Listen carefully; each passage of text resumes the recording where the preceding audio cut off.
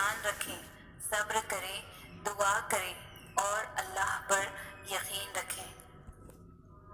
خوش قسمت ہوتے ہیں وہ لوگ جو شروع سے اللہ کے بہت قریب ہوتے ہیں، لیکن پتہ ہے خوش قسمت ترین وہ ہوتے ہیں وہ لوگ جنہیں اللہ تعالیٰ گمراہی کے راستے سے کھینچ کر نیکی کے راستے کی طرف لاتے ہیں، جنہیں اللہ فرماتے ہیں تم کہاں بہکائے جا رہے ہو، تم تو میرے لیے ہو، میں نے تمہیں اپنے لیے بنایا ہے، تم کہاں دنیا کی رنگینیوں میں کھوئے گئے، تم اس دنیا کے لیے نہیں بنائے گئے، تمہیں تو میں نے خالص کیا ہے اپنے لیے، تم تو میرے چنے ہوئے ہو، اور جو اللہ کے خالص کیے ہوئے ہیں وہ چنے ہوئے لوگ ہوتے ہیں نا۔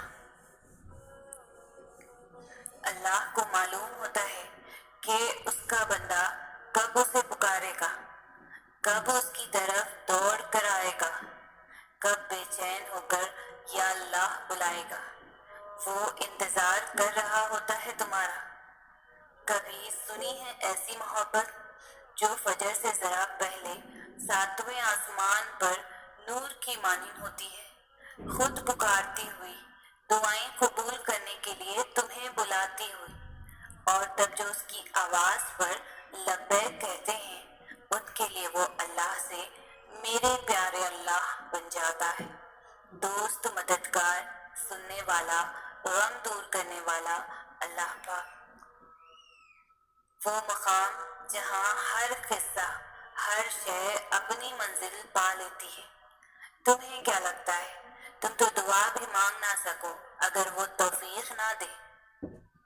وہ تمہیں آزمائے گا اور تمہیں اس کا اجر بہترین بھی دے گا، بس کبھی غلط گمان نہ رکھنا۔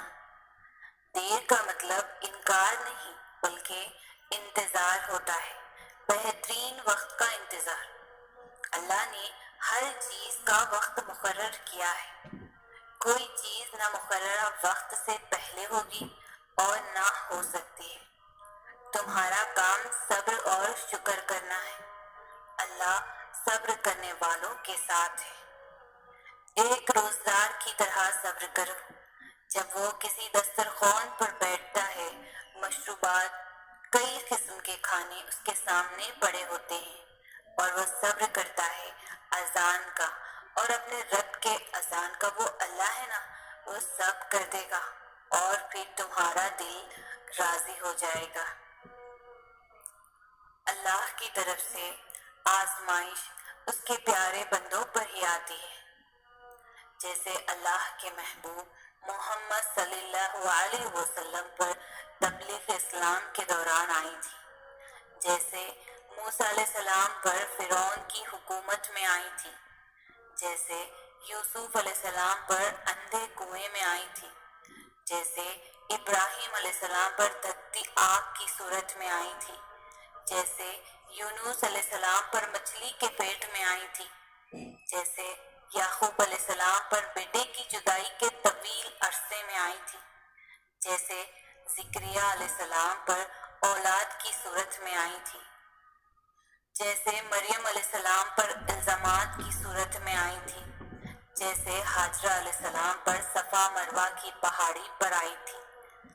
لیکن ان سب نے اپنی آزمائش کے دوران صبر کیا اور پورے یقین سے اللہ سے دعا مانگی، تو اللہ نے ان کی دعا قبول فرمائی اور انہیں سرخرو کر دیا۔ ان کے لیے معجزے ہوئے اور انہیں بہترین اجر عطا کیا گیا۔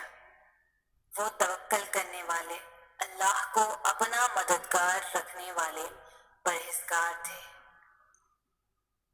ابھی مشکلوں کو دیکھ کر لگے گا کہ دعا نہ جانے کہاں اٹک گئی ہے، دعا پوری نہیں ہو رہی۔ یعقوب کی دعا بھی تو سالوں بعد پوری ہوئی تھی، مگر ہوئی تھی ضرور۔ ایسا نہیں تھا کہ اللہ نے ان کی دعا نہ سنی ہو یا سنی انسنی ہی کر دی ہو۔ اللہ نے سب سنا تھا، مگر جواب دینے کے لیے یعقوب علیہ السلام کا صبر دیکھا تھا۔ تمہاری دعا بھی ابھی ناممکن لگے گی، مگر بعد میں معجزوں کو دیکھ کر لگے گا وہ تو کہنے سے پہلے ہی سن لی گئی تھی۔ انشاءاللہ۔ وقت کے پیدا کرنے والے کے لیے وقت نکالے، وہ آپ کا وقت بدل دے گا۔ ہم انسان بھی کتنے عجیب ہیں نا، ہمیشہ راستوں کی تلاش میں رہتے ہیں، لیکن اگر ہم راستے بنانے والے کی تلاش میں لگ جائیں تو سبھی راستے خود ہی مل جائیں گے، سبھی دروازے خود ہی کھل جائیں گے۔ یقین رکھیں، جو آپ کا ہے وہ آپ کو ہی ملے گا۔ ہمارا اللہ تو بہت رحیم ہے، وہ نیکیاں دیکھ کر تھوڑی دیتا ہے، وہ تو نیت دیکھتا ہے۔ وہ تو ان کو بھی دیتا ہے جو اس کا نام تک نہیں لیتے۔ تو سوچے جو اس کے لاڈلے ہوں گے انہیں کتنا نوازتا ہوگا۔ اللہ کو راضی کریں، اس سے دوستی کریں، اس کے لاڈلے بنیں، کیونکہ بس ایک وہی ہے جو ہم جیسے گنہگاروں کے بھی لاڈ اٹھاتا ہے۔ وہ ہماری محبت کی قدر جانتا بھی ہے اور قدر کرتا بھی ہے۔ اس سے دل لگی میں کبھی بے وفائی نہیں ہوتی۔ تمہارے آنسو جو تمہاری روح میں اترتے ہیں پر کسی کو دکھائی نہیں دیتے، وہ اللہ پاک دیکھتا ہے۔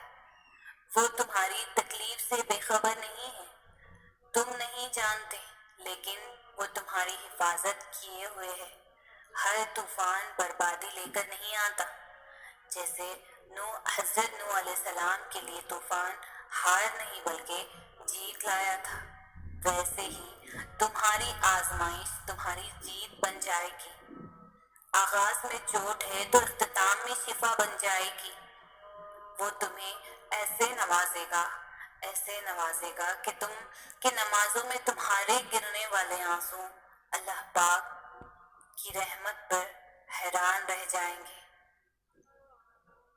اللہ حساب رکھتا ہے ہر اس بات کا جس پر تم نے دکھے دل کے ساتھ صبر کر لیا تھا، جب تم نے نم آنکھوں کے ساتھ بھی ہنسنا نہیں چھوڑا تھا، جب اچانک لیٹے لیٹے ماضی کی تلخ یاد نے دل و دماغ بوجھل کر دیے تھے اور تم نے بے چین ہو کر کروٹ بدلی تھی، جب رات کو سوتے وقت میں آنسو تمہاری آنکھوں سے پسل رہے تھے اور تم انجان تھے مگر اللہ بے خبر نہیں تھا، جب کسی کے سخت جملوں نے تمہارے دل کے ٹکڑے ٹکڑے کر دیے تھے اور تم مسکرا کر سہ گئے تھے، وہ تمہاری ہر اس تکلیف کا حساب رکھے ہوئے ہے۔ تمہیں یہ وقت بھلے ہی مشکل لگ رہا ہے مگر تمہاری سب مشکلات کا حل بس اس کے ایک کن میں رکھا ہے۔ خدا کسی کے ساتھ ہوئی زیادتی کو کبھی بھی رائیگاں نہیں جانے دیتا۔ بے شک وہ ذات بہترین انصاف والی ہے، نہ کسی کے آنسوؤں کو نہ کسی کی آہوں کو خدا کبھی بھی ضائع نہیں کرتا۔